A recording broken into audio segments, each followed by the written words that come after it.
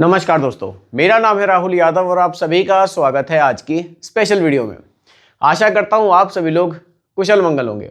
दोस्तों, आज की वीडियो में हम लोग बात करेंगे मिड कैप म्यूचुअल फंड्स के बारे में। देखिए, इसके रिगार्डिंग लोग मुझे कमेंट्स में पूछ रहे थे कि सर हम लोग 2026 में शुरुआत करना चाहते हैं। अभी जनवरी आ रहा है तो नए साल में काफ़ी लोगों का प्लान बनता है कि हम लोग म्यूचुअल फंड में निवेश करेंगे, एसआईपी हम लोग शुरू करेंगे। तो उसके बारे में लोग मुझसे पूछ रहे थे कि सर अगर हम लोग मिड कैप म्यूचुअल फंड्स में निवेश करें तो फिर कैसा रहेगा। और लोगों ने साथ ही साथ कुछ लोगों ने मुझे मेल भी किया था, कुछ फंड्स के नाम भी बताए थे कि अगर हम इनमें से चूज करना चाहे तो हमारे लिए कौन सा बढ़िया रहेगा, हम लोग कैसे सर्च करेंगे कि हमारे लिए कौन सा मिड कैप म्यूचुअल फंड इनमें से ज्यादा बढ़िया है। तो अगर आप लोग भी मिड कैप म्यूचुअल फंड में निवेश करने का प्लान कर रहे हैं या फिर आप मिड कैप म्यूचुअल फंड्स को जानना चाहते हैं कि ये कैसे काम करते हैं और कौन सी mid cap mutual fund scheme अच्छी हो सकती है, तो आज की वीडियो को बहुत ही ध्यान से देखिएगा और समझिएगा, क्योंकि आज की वीडियो में हम लोग मिड कैप म्यूचुअल फंड्स के बारे में बिल्कुल डिटेल में डिस्कस करने वाले हैं। तो ये वीडियो आप लोगों के लिए काफी ज्यादा इंफॉर्मेटिव होने वाली है, बहुत ही ध्यान से देखिएगा और समझिएगा। आइए स्टार्ट करते हैं। टॉपिक है top 3 mid cap mutual funds. देखिए, जब हम लोग मिड कैप म्यूचुअल फंड्स के बारे में सुनते हैं तो हमें लगता है कि यार ये बढ़िया स्कीम है। बस हम लोग क्या करते हैं ना, सर्च करते हैं कि कौन सा मिड कैप म्यूचुअल फंड अच्छा है, कुछ नाम हमारे सामने आते हैं, उनकी कुछ रिटर्न्स हम लोग देखते हैं और हम लोग सीधा निवेश कर देते हैं। लेकिन क्या सिर्फ इतना करने से हम लोग एक सही mid cap mutual fund choose कर सकते हैं अपने लिए? ऐसा नहीं है। हम लोग अगर पिछला 1 साल का रिटर्न देखकर ही चूज करेंगे तो फिर हम लोग सही म्यूचुअल फंड स्कीम कभी भी चूज नहीं कर पाएंगे। इसके लिए हमें थोड़ा सा डेप्थ में जाना होता है, उसको और डिटेल में समझना होता है। तो चलिए वही चीजें मैं आप लोगों के सामने अब एक-एक करके क्लियर करता हूं। चलिए, सबसे पहले तो आप थोड़ा सा ना बेसिक को यहां पर जरूर समझिए कि जो मिड कैप म्यूचुअल फंड से आखिर ये होते क्या है, ये काम कैसे करते हैं। मान लीजिए मैंने एक मिड कैप म्यूचुअल फंड अपने लिए चूज किया और मैंने उसमें मान लीजिए 2,000 रुपये महीना या फिर 5,000 रुपये महीना की एक सिंपल सी एक एसआईपी शुरू कर दी।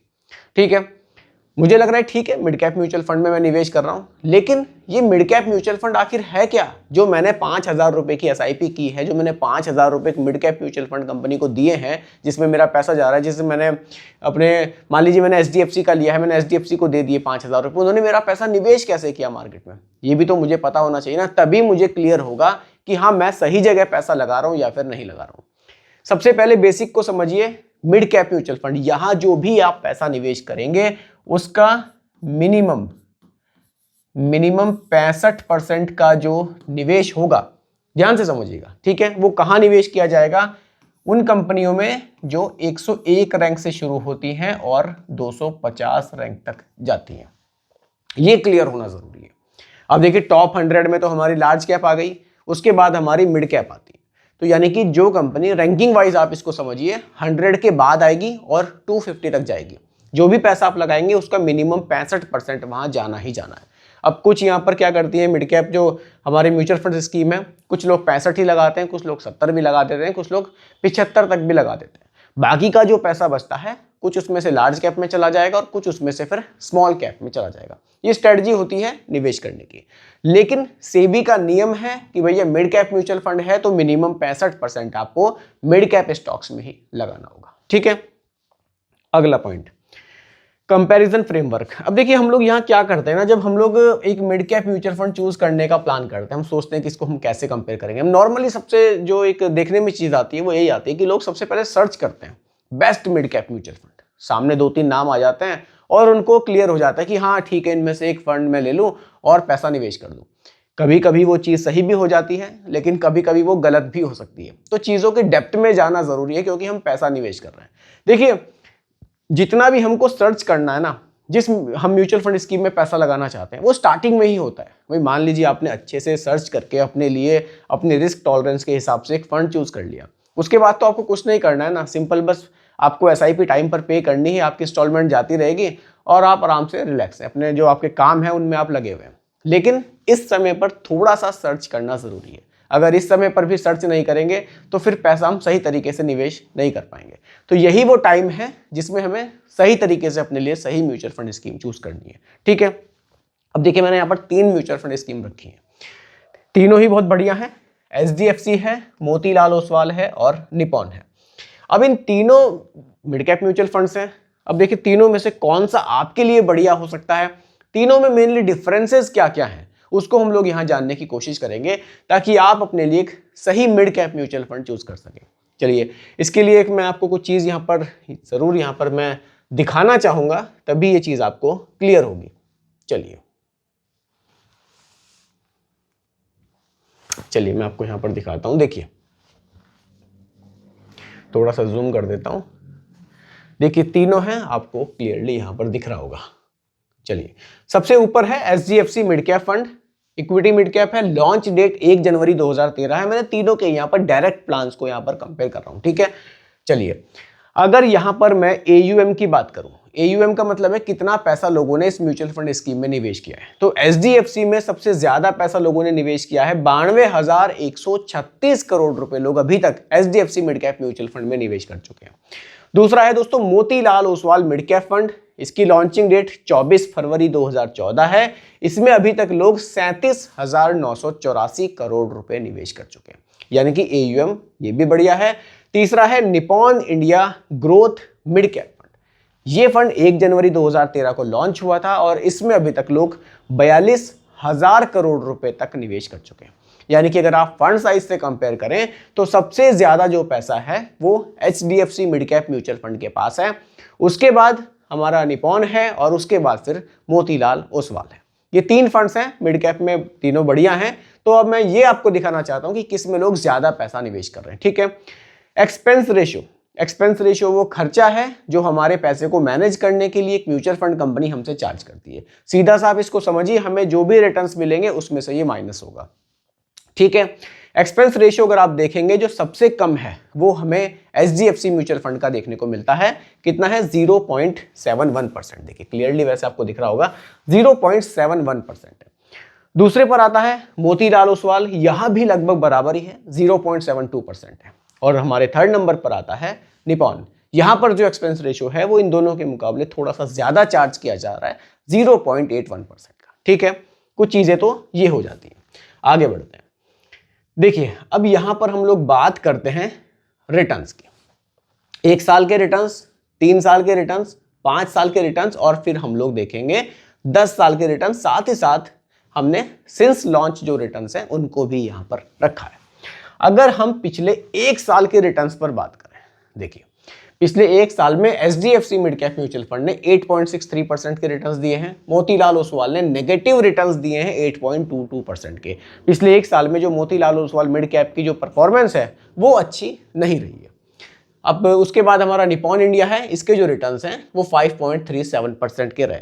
कैटेगरी एवरेज जो रिटर्न्स हैं पिछले 1 साल में 2.91 रहे हैं और Nifty mid cap 150 TRI total return index 6.65% के रहे हैं, ठीक है।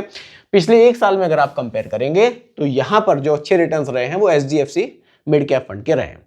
अगर आप पिछले 3 साल पर थोड़ी सी नजर डालें तो एचडीएफसी के 28 रहे हैं, 28 हैं, मोतीलाल ओसवाल के भी लगभग 28 रहे हैं और निपॉन इंडिया के 27.44 रहे हैं। पिछले 3 साल में जो सबसे बढ़िया रिटर्न्स दिए हैं वो फिर मोतीलाल ओसवाल ने दिए हैं। पिछले 5 साल पर अगर आप जाएंगे, एचडीएफसी के जो रिटर्न्स हैं वो 26% के आसपास हैं, मोतीलाल ओसवाल के 29% के आसपास हैं और निपॉन के 26.23% के रहे हैं। वहीं अगर आप सिंस लॉन्च भी देख सकते हैं और पिछले 10 साल के भी देख सकते हैं। अगर आप सिंस लॉन्च रिटर्न्स पर जाएंगे, एचडीएफसी के 21% हैं, मोतीलाल ओसवाल के 22% हैं और निपॉन इंडिया के 18.61% के रहे हैं। जो कैटेगरी एवरेज है वो 17.75% का रहा है, यानी कि जो तीनों ही फंड्स हैं वो कैटेगरी में काफी बढ़िया रिटर्न्स यहां पर हमें डिलीवर कर रहे हैं। अब देखिए रिटर्न्स को हमने समझ लिया, एक्सपेंस रेशियो को हमने समझ लिया, हमने इनके एयूएम को भी समझ लिया। अब समझने वाली बात यहां ये भी आती है कि किसके लिए कौन सा बढ़िया है। इन रिटर्न्स को देखकर वैसे आपको आइडिया लग गया होगा। देखिए यहां पर थोड़ा सा मैं इसको और सिंपल कर देता हूं।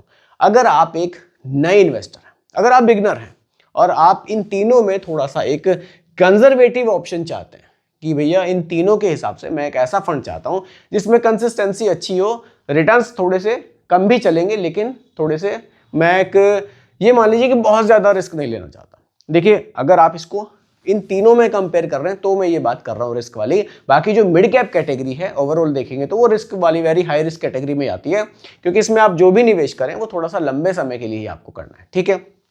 एचडीएफसी की यहाँ पर अगर मैं बात करूँ तो ये थोड़ा सा बिगिनर्स के लिए आप इसको कह सकते हैं, या फिर एक थोड़ा सा जो चाहते हैं कि थोड़ी सी कंसिस्टेंसी मेरे रिटर्न्स में बनी रहे, उनके लिए एचडीएफसी एक बढ़िया ऑप्शन हो सकता है, क्योंकि यहाँ पिछले 1 साल 3 साल 5 साल 10 साल में हम देख रहे हैं तो रिटर्न्स में हमें कंसिस्टेंसी देखने को मिल रही है। अगर आप थोड़ा सा ऐसे इन्वेस्टर हैं जो थोड़ा सा एक्स्ट्रा थोड़ा सा पेन ले सकते हैं, ज़्यादा जोखिम आप ले सकते हैं, आपको एक ऐसा फंड चाहिए भले ही आज नेगेटिव रिटर्न्स है, हो सकता है कि कल को आपको बहुत ज़्यादा रिटर्न्स मिले, यानी कि रिस्क लेवल आपका और भी ज़्यादा है, उनके लिए मोतीलाल ओसवाल बेस्ट ऑप्शन है। क्योंकि भले ही 1 साल में नेगेटिव रिटर्न्स रहे हैं, अगर आप पिछले 3 साल 5 साल को देख रहे हैं तो फिर जो इसके रिटर्न्स है वो कैटेगरी में सबसे ऊपर हमने देखे हैं। और अगर आप एक ऐसे इन्वेस्टर हैं जो थोड़ा सा एक बैलेंस्ड अप्रोच चाहते हैं कि यार रिटर्न्स भी ठीक ठाक मिले और थोड़ा सा डाइवर्सिफिकेशन ज़्यादा मिले, तब निपॉन इंडिया, क्योंकि निपॉन इंडिया को अगर आप देखेंगे मिड कैप म्यूचुअल फंड्स में तो इनमें डाइवर्सिफिकेशन आपको बहुत ज़्यादा मिलेगा, स्टॉक्स बहुत ज़्यादा खरीदते हैं। तो यानी कि अगर आप स्टार्टिंग कर रहे हैं, बिगनर हैं, अभी नया फंड लेना चाहते हैं तो एचडीएफसी अच्छा ऑप्शन हो सकता है। अगर आप ज़्यादा जोखिम लेकर निवेश करना चाहते हैं तो मोतीलाल ओसवाल अच्छा हो सकता है। और अगर आप एक बैलेंस्ड अप्रोच चाहते हैं तो फिर आपके लिए निपॉन इंडिया एक बढ़िया ऑप्शन हो सकता है। तो ये 3 मिड कैप म्यूचुअल फंड्स थे जिनके बारे में हमने आज की वीडियो में डिटेल में समझाया। अब आप लोग मुझे कमेंट सेक्शन में ज़रूर बताइएगा कि आप तीनों फंड्स में से कौन सी म्यूचुअल फंड स्कीम में निवेश करने का प्लान कर रहे हैं, या फिर किस में आप निवेश कर रहे हैं और रिटर्न्स आपको कैसे देखने को मिल रहे हैं। बाकी दोस्तों यही आज की वीडियो का टॉपिक मैंने रखा था, उम्मीद करता हूं कि टॉपिक आपको पसंद आया होगा। बाकी रिकमेंडेशन नहीं है, सिर्फ एजुकेशनल पर्पस वीडियो आप लोगों के लिए बनाई गई है। पसंद आई हो लाइक शेयर जरूर कीजिएगा, चैनल पर नए हैं सब्सक्राइब कीजिएगा। मिलते हैं जल्दी एक और नई वीडियो के साथ। धन्यवाद।